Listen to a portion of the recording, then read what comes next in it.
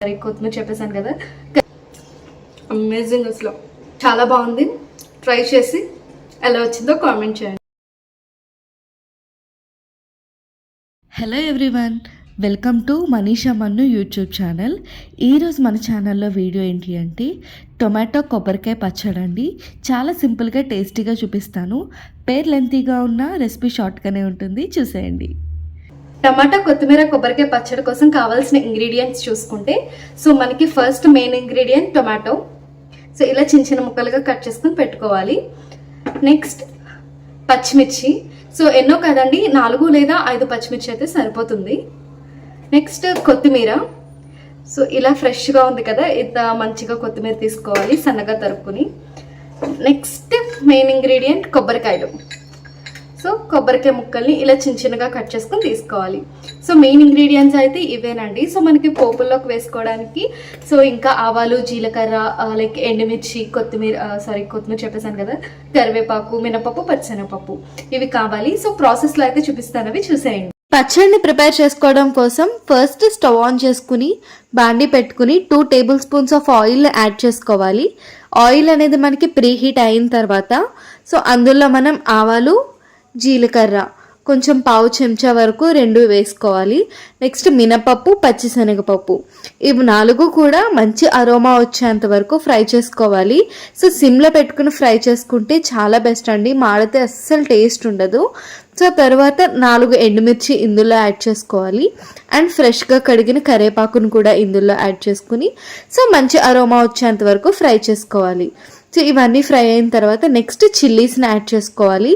So chillies కూడా ఎన్నో కాదండి, 4 లేదా 5 ఇవైతే సరిపోతుంది. సో ఈ చిల్లీస్ కూడా వేసుకున్న తర్వాత కొత్తిమీరని యాడ్ చేసుకుని ఇవన్నీ కూడా ఒక 2 to 3 మినిట్స్ పాటు మంచిగా ఫ్రై చేసుకోవాలి. సో ఎక్కువ టైం పట్టదు, బికాజ్ మనకి పోపు అనేది బాగా ఫ్రై అయింది కాబట్టి. సో వన్స్ ఇదంతా కూడా బాగా ఫ్రై అయిన తర్వాత సో వేరే ప్లేట్లోకి షిఫ్ట్ చేసేసుకోవాలి అన్నమాట. వన్స్ ఇదంతా కూడా మనం వేరే బౌల్లోకి ట్రాన్స్ఫర్ చేసుకున్న తర్వాత అదే ప్యాన్లో సో మనం పీసెస్గా కట్ చేసి పెట్టుకున్న టమాటా పీసెస్ని అండ్ గోలీ సైజ్ అంతా చింతపండుని యాడ్ చేసుకోవాలి. సో చాలా చిన్న సైజులో అయితే యాడ్ చేసుకోవాలి, బికాజ్ మనకి ఇది ఎక్కువ పులుపు ఉంటే బాగోదు. సో మనం చింతపండు తర్వాత కొంచెం సాల్ట్ వేసుకుందాం.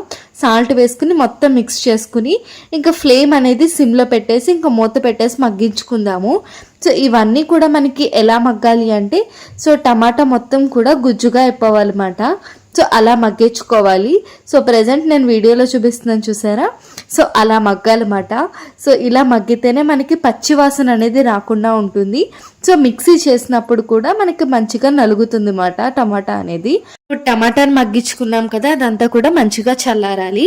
సో ఇది చల్లారే గ్యాప్లో మనం మిక్సీ జార్ తీసుకుని ముందుగా ఫ్రై చేసుకున్న ఐటమ్స్ అన్నీ వేసుకుని ఒక 4 ఎల్లుల్లిపాయ రెబ్బలు, కొబ్బరికాయ వేసుకుని కచ్చాపచ్చాగా మిక్సీ పట్టుకోవాలి. వన్స్ అవన్నీ కూడా మంచిగా మిక్సీ అయిన తర్వాత ఇందులో టమాటా పేస్ట్ని వేసుకుని సో మంచిగా కచ్చాపచ్చాగానే మనం మిక్సీ చేసుకోవాలి. సో అలా చేసుకుంటేనే టేస్ట్ ఉంటుంది, మెత్తగా అయిపోతే అసలు బాగోదన్నమాట. నెక్స్ట్ ఈ పచ్చళ్ళలోకి తాలింపు అయితే పెట్టేసుకుందాము. సో తాలింపు కోసం పాన్లో 1 టేబుల్ స్పూన్ ఆయిల్ వేసుకుని అందులో ఆవాలు, జీలకర్ర, ఎండుమిర్చి అండ్ ఫ్రెష్గా ఉన్న కరివేపాకు ఇవన్నీ కూడా వేసుకుని సో జస్ట్ ఒక 1 మినిట్ పాటు ఫ్రై చేసుకోవాలి. వన్స్ ఇదంతా ఫ్రై అయిన తర్వాత సో మనం ఇందాక పచ్చడిని ప్రిపేర్ చేసుకున్నాం కదా, సో అందులోకి దీన్ని ట్రాన్స్ఫర్ చేసేసుకోవడమే. చాలా టేస్టీగా ఉంటుందండి, ట్రస్ట్ మీ. ఇప్పుడు చేసుకునే ఈ టమాటా కొత్తిమీర కొబ్బరికాయ పచ్చడి మనకి రైస్లోకి కాదండి, లైక్ ఇడ్లీ, దోశ, వడ వీటిల్లోకి అయితే అద్దరిపోతుంది. మెయిన్గా ఇడ్లీ, దోశకి అయితే పర్ఫెక్ట్ ఉంటుంది. సో పక్కా ట్రై చేయండి, చాలా లుక్ అయితే బాగుంది కదా. యమ్మీ యమ్మీ టమాటా కొత్తిమీర కొబ్బరికాయ పచ్చడి అయితే చాలా టేస్టీగా రెడీ అయిపోయింది. సో ఇదైతే నేను టేస్ట్ చూసేస్తాను. సో టేస్ట్ చూసి ఎలా ఉంది అనేది కూడా చెప్పేస్తాను. సో అన్నంలో అయితే పచ్చడి వేసుకుని తినేద్దాం. స్మెల్ అయితే తిరిగిపోయింది.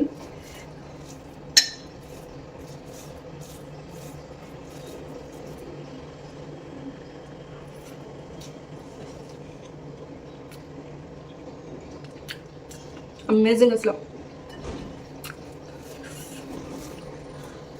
చాలా బాగుంది. ట్రై చేసి ఎలా వచ్చిందో కామెంట్ చేయండి. Please do like, share and subscribe. Thank you for watching.